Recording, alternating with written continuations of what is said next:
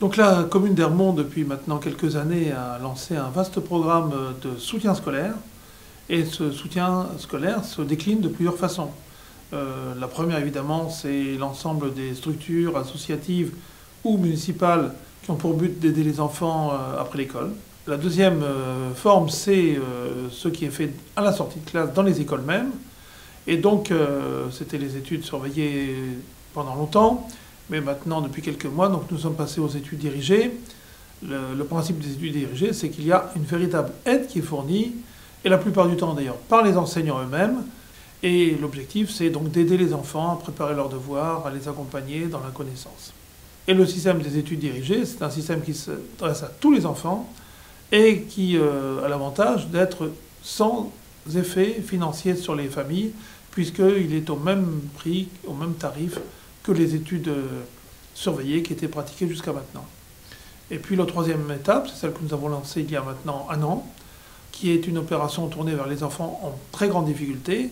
Et là, nous sommes épaulés par l'association Clé, qui mène auprès d'eux une aide personnalisée.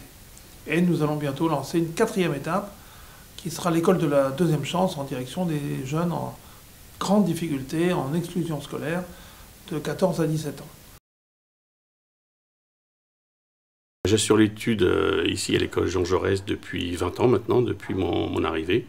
Systématiquement, en début d'études, on consulte les agendas pour savoir ce qu'ils ont à faire.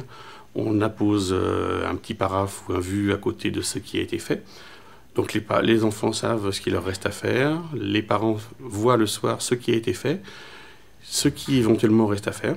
On peut les voir progresser au cours de l'année, notamment lorsqu'ils ont souvent le même type d'exercice. On voit s'ils réussissent de mieux en mieux. On prend le goûter avant, après on va chercher les cartables et on va dans une classe pour faire les devoirs.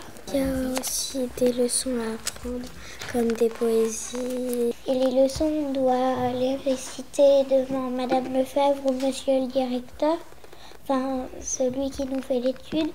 Si on a des mots à apprendre, on les écrit, puis après on nous fait une dictée. Et après, quand on a fait notre devoir, il y a un petit temps libre. On peut dessiner et tout ça.